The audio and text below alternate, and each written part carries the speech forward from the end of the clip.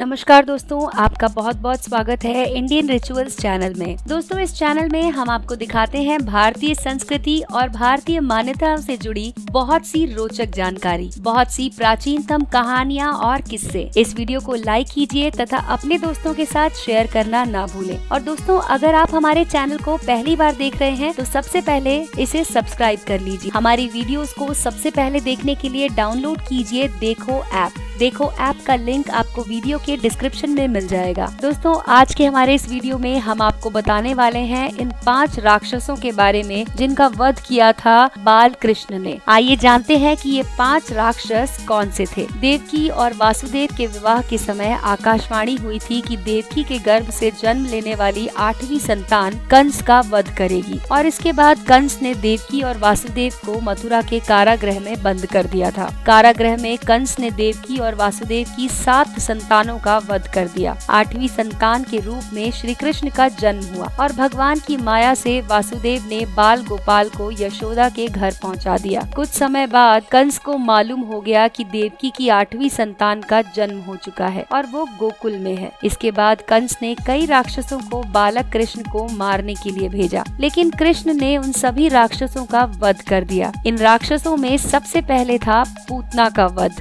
और पूतना के विषय में काफी लोग जानते हैं। ये कंस द्वारा भेजी गई एक राक्षसी थी और श्री कृष्ण को स्तनपान के जरिए विष देकर मारना चाहती थी। पूतना श्री कृष्ण को विषपान कराने के लिए एक सुंदर स्त्री का रूप धारण कर वृंदावन पहुंच जाती है और मौका पाकर पूतना ने बाल कृष्ण को उठा भी लिया था, लेकिन स्तनपान कराते समय श्री कृष्ण ने पूतना का वध कर दिया। तृणावर्त का वध। जब कंस को ये मालूम हुआ कि पूतना का वध हो गया है तो उसने श्री कृष्ण को मारने के लिए तृणावर्त नामक राक्षस को भेजा। तृणावर्त बवंडर का रूप धारण करके बड़े बड़े पेड़ों को उखाड़ सकता था। तृणावर्त बवंडर बनकर श्री कृष्ण को मारने के लिए गया और उसने बाल कृष्ण को उठा भी लिया। इसके बाद श्री कृष्ण ने अपना भार बहुत ज्यादा बढ़ा लिया, जिसे तृणावर्त संभाल नहीं पाया और जब बवंडर शांत हुआ तो बाल कृष्ण ने राक्षस का गला पकड़कर उसका वध कर दिया। इसके बाद है वत्सासुर का वध। जब कंस को मालूम हुआ कि कृष्ण ने पूतना के बाद तृणावर्त का भी वध कर दिया है, तब उसने वत्सासुर को भेजा।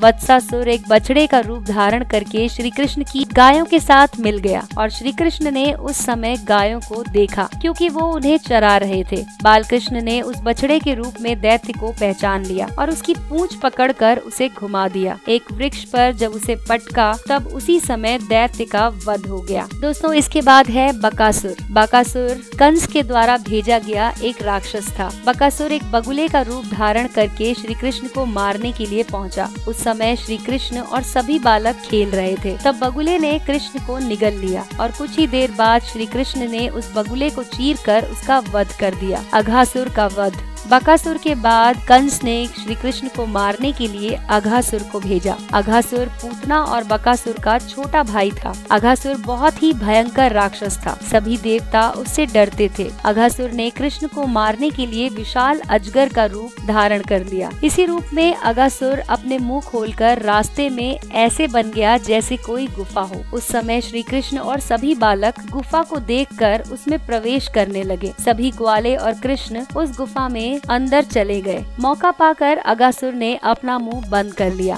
जब सभी को अपने प्राणों पर संकट नजर आया तो श्री कृष्ण ने सबको बचाने की प्रार्थना की। तब श्री कृष्ण ने अपना शरीर तेजी से बढ़ाना शुरू कर दिया और इस विशाल शरीर को अघासुर नहीं हजम कर पाया। उसकी सांस रुक गई और इसी तरह अघासुर का वध हो गया। इसके बाद है दोस्तों यमलार्जुन का वध। एक बार माता यशोदा श्री कृष्ण की शरारतों से परेशान हो गयी और उन्होंने श्री कृष्ण को उखल से बांध दिया ताकि बाल कृष्ण इधर उधर ना जा सके। जब माता यशोदा घर के दूसरे कामों में व्यस्त हो गयीं, तब श्री कृष्ण उखल को खींचने लगे। वहाँ आंगन में 2 बड़े बड़े वृक्ष भी लगे हुए थे। कृष्ण ने उन दोनों वृक्षों के बीच में उखल को फंसा दिया और जोर लगाकर खींच दिया। ऐसा करते ही दोनों वृक्ष जड़ सहित उखड़ गए। वृक्षों के उखड़ते ही उनमें से 2 यक्ष प्रकट हुए जिन्हें यमलार्जुन के नाम से जाना जाता है। ये दोनों यक्ष पूर्व पूर्व जन्म में कुबेर के पुत्र नल कुबर और मणिग्रीव थे। इन दोनों ने एक बार देवर्षि नारद का अपमान कर दिया था। इस कारण देवर्षि ने इन्हें वृक्ष बनने का श्राप दे दिया था। श्री कृष्ण ने वृक्षों को उखाड़कर इन दोनों यक्षों का उद्धार किया। तो दोस्तों, ये थी हमारी कहानी जिसमें हमने आपको बताया कि बाल कृष्ण ने किन किन राक्षसों का वध किया था और किसका उद्धार किया था। आपको हमारी ये कहानी कैसी लगी हमें जरूर बताएं।